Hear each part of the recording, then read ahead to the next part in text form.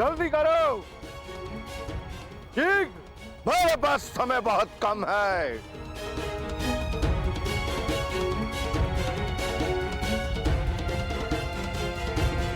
जल्दी करो।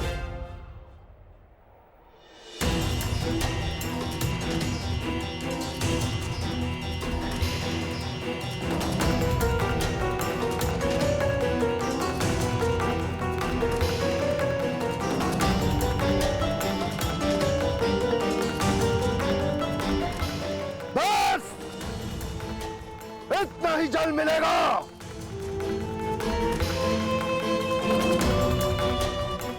यदि तुम्हें अपने अधिकार से और अधिक जल चाहिए तो भगत के अधिकार की मदिरा लाओ। जाओ। मेरी अंजलि छोटी है, प्यास नहीं बुझी और जल चाहिए।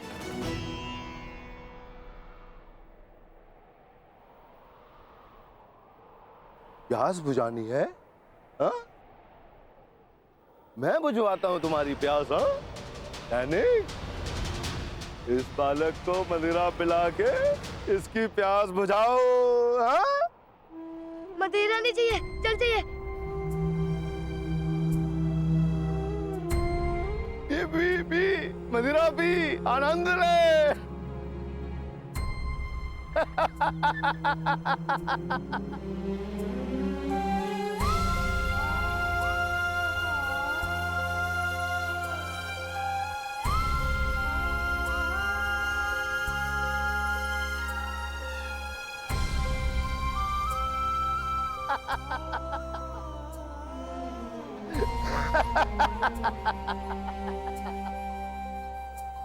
देखा तुमने अंगराज, वर्षों से ऐसे ही चला आ रहा है। एक अंजलि जल के लिए अपने जीवन के हर पल को मगध के नाम कर दिया है अंगवासियों ने। ये दानव मगध नरेश जरासंध का प्रतिनिधि है और अंग देश के विकास के मार्ग में सबसे बड़ी चट्टान। ये जब तक यहाँ है, अंग देश कभी भी स्वतंत्र नहीं हो सकता।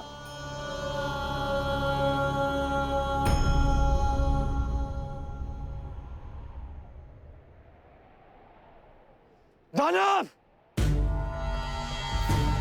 मार्ग से हटो। इस जल पर किसी एक का अधिकार नहीं। ओ, अंगराज कर्ण, तुम अभी तक यहीं पर विराजमान हो और जीवित भी। लगता है कि अंगराज को भी जल की प्यास सताने लगी। तो ठीक है, मदिरा लेकर आओ और बदले में अपने अधिकार का जल ले जाओ। मैं यहाँ सारे अंग के लिए जल लेने आया हूँ। अंगराज,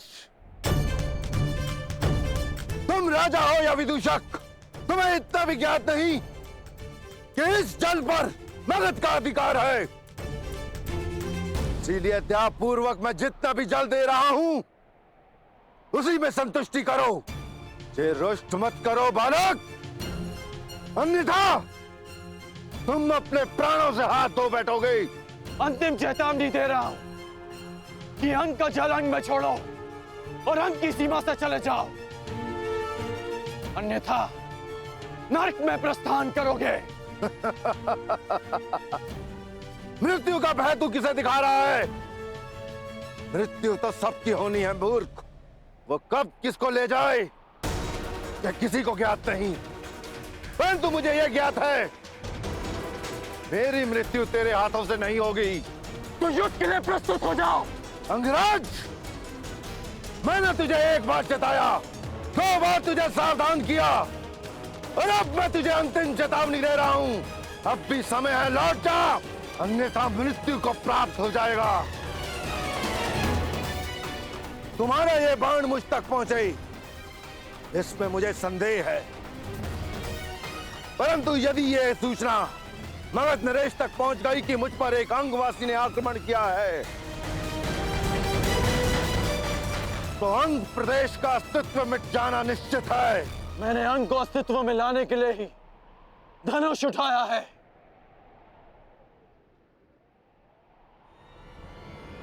सावधान!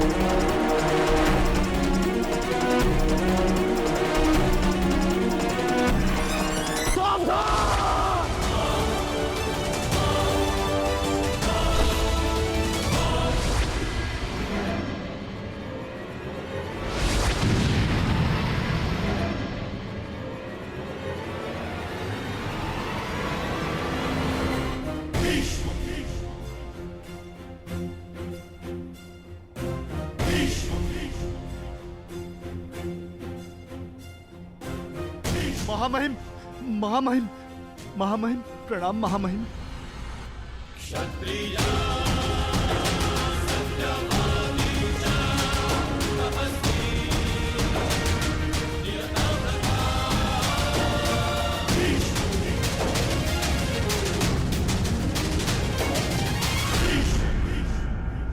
मैंने तुम्हें सावधान किया था कर्ण कि एक राजा और योद्धा में अंतर होता है।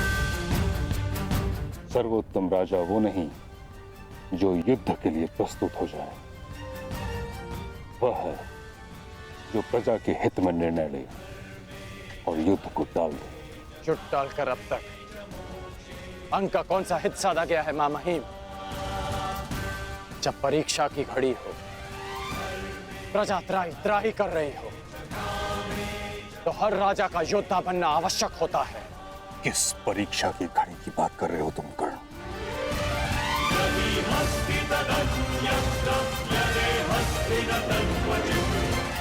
अंग की प्रजा को देखिए, अंग की प्रजा को देखिए महामहिम। एक राजा का कर्तव्य होता है कि उसकी प्रजा संपन्न हो, कि उसके राज्य में कोई भूखा ना सोए। और यहां भूख की अग्नि बुझा सके इतना अन्न मिलना तो दूर की बात है। इन्हें तो इतना जल तक नहीं मिलता कि ये अपनी प्यास की अग्नि बुझा सके।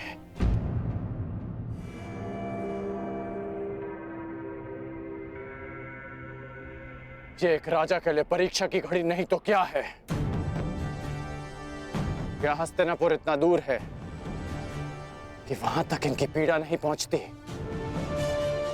या हस्तिनापुर की आंखें झूठे स्वप्न देखने में इतनी व्यस्त है कि उन्हें अंग के सूखे अश्रु नहीं दिखते? क्या कहीं ऐसा तो नहीं महामहिम कि हस्तिनापुर के गुप्तचरों ने आपको अंधकार में रखा वर्षों तक,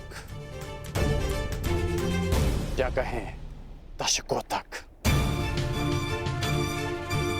कदाचित हस्तिनापुर साम्राज्य में अंग ही ऐसा क्षेत्र होगा। किसी भी छोटे बालक को यह नहीं पता कि उसके महामहिम भीष्म दिखते कैसे हैं। अद्भुत दृश्य। अंग प्रदेश के भूतपूर्व शासक और वर्तमान राजा का यह मिलन देख के तो मेरी आंखें भर गई। महामहिम, यदि आपको संधि के नियम स्मरण हो तो अपने इस मेमने से कहिए कि मेरी दृष्टि से दूर हो जाए। कहीं ऐसा ना हो कि इसका प्रलाप एक सोए हुए सिंह को जगा दे। क्या हुआ अंगराज कर्ण? तुम्हें क्या लगा था कि तुम्हारे ये महामहिम तुम्हारे अपमान के लिए मुझे तुम्हारे समक्ष दंडित करेंगे?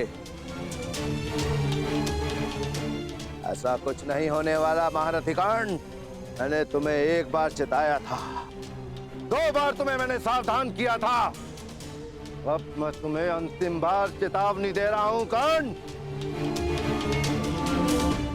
इसी क्षण तुम अंग प्रदेश को छोड़कर वापस चले जाओ, अन्यथा तुम मृत्यु को प्राप्त हो गए। अंग प्रदेश में ना कभी कोई राजा था, ना ही अंग प्रदेश को किसी राजा की आवश्यकता है। मैं बचपन से ही तनिक हटी हूं दानव। महामहिम सैकड़ों बार मुझे समझा चुके हैं। जब उनकी बात नहीं समझ पाया तो तुम्हारी क्या समझूंगा। इसलिए मुझे तुम्हारी अंतिम चेतावनी भी अस्वीकार है। तू ऐसे नहीं मानेगा कर्ण।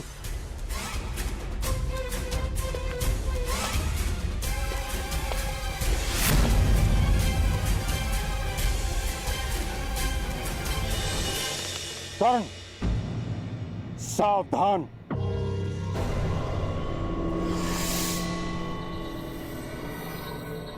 हट जाओ कन्या, मैं स्त्रियों पर अस्त्र नहीं उठाता।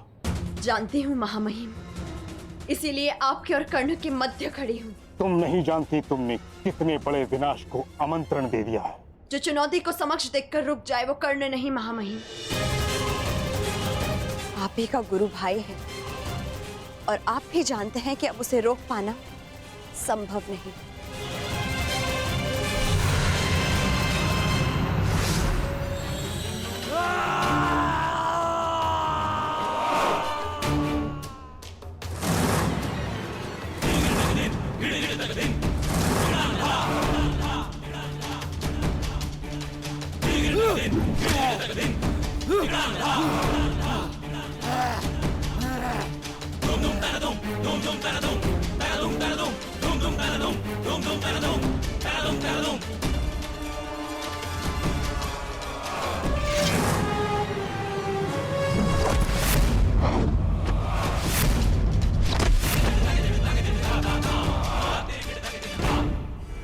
ये है अंग के राजा के अपमान के उत्तर में।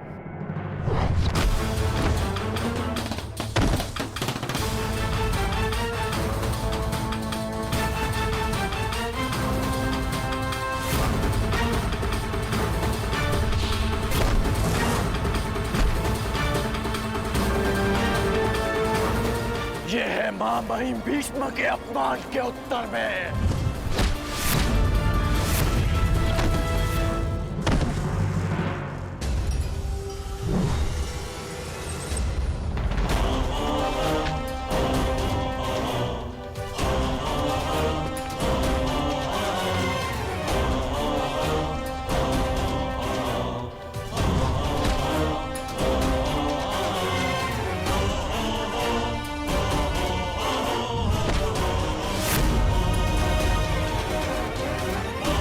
और ये अंग भूमि के अपमान के उत्तर में।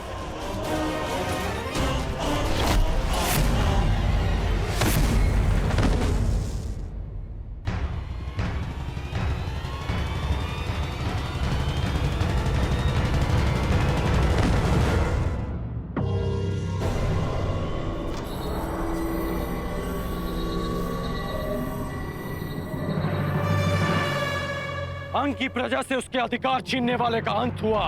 अंग की मानसिक स्वतंत्रता का अंत हुआ। अंग में एक नए सूर्य, एक नए प्रकाश का आरंभ हुआ। महामहिम, महामहिम, महामहिम, हमारी रक्षा कीजिए महामहिम, इस विनाश से हमें बचा लीजिए।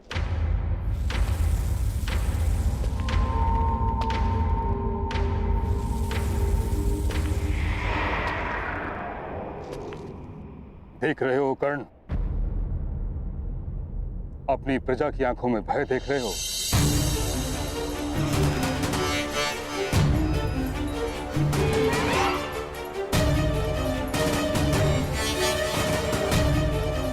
तुमने अंग को जल का अधिकार नहीं दिलाया, उनसे जीवन का अधिकार छीन लिया है।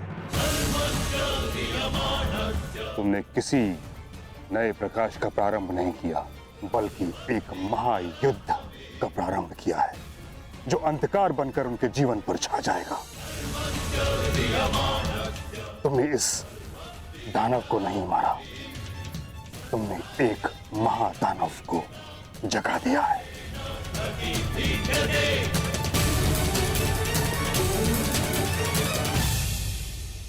तुम्हें क्या लगा भीष्म आंखें बंद करके बैठा था?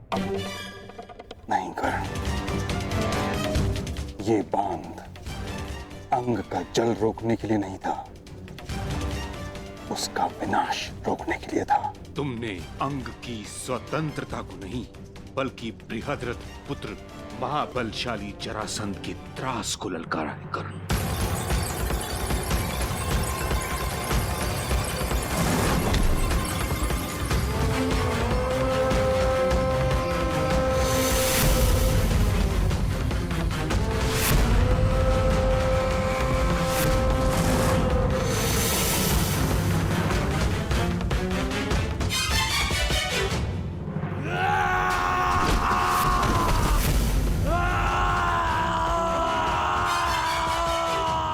ये जरासंध, जिसके बल के समक्ष वासुदेव कृष्ण को भी रण छोड़कर जाना पड़ा था।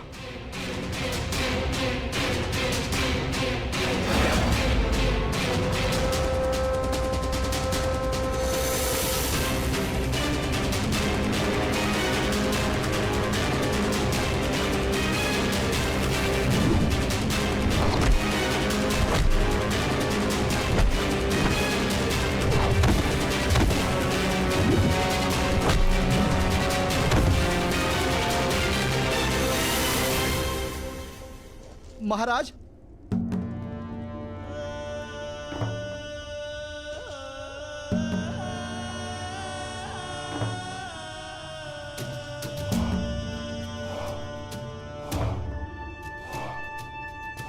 कौन था वो योद्धा?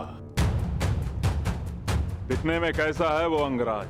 महाराज, उसकी भुजाओं में पर्वतों जैसा बल था।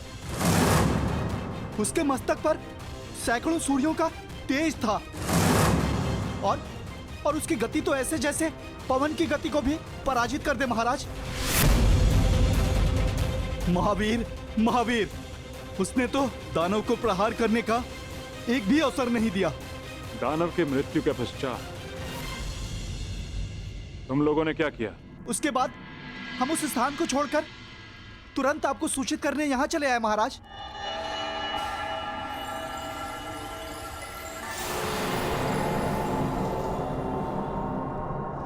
अद्भुत।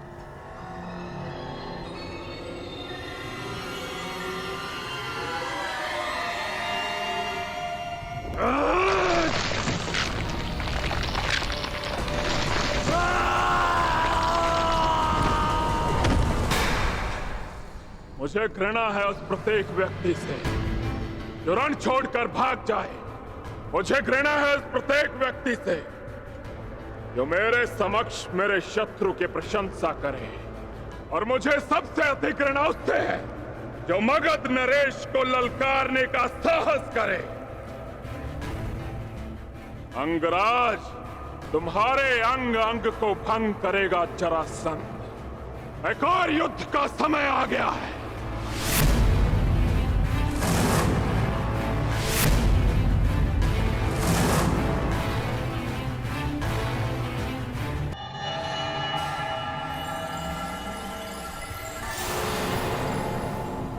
समय आ गया है शिष्यों। देखना यह है कि कौन होगा वो जो मेरी शिक्षा पर खरा उतरेगा।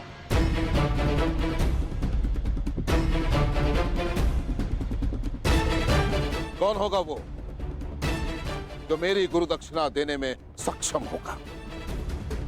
कौन होगा वो जो पांचाल नरेश द्रुपद को परास्त करके बंदी बनाकर मेरे समक्ष लेकर आता है। कौन होगा वो?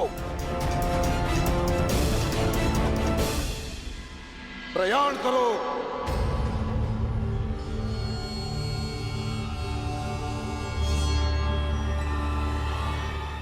रुको!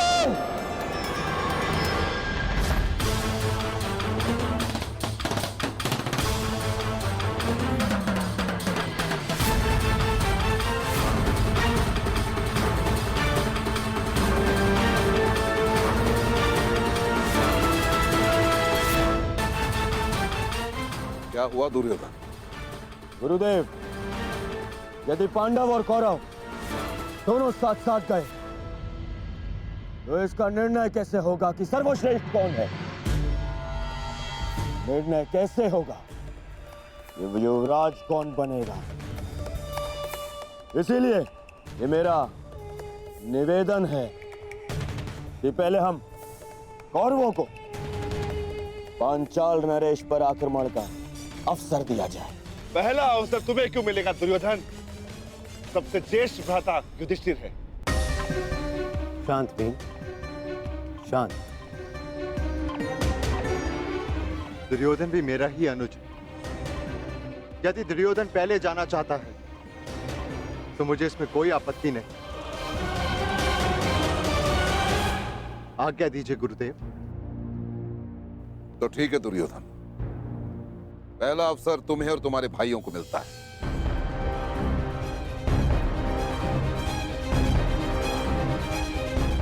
प्रयाण करो। चलो।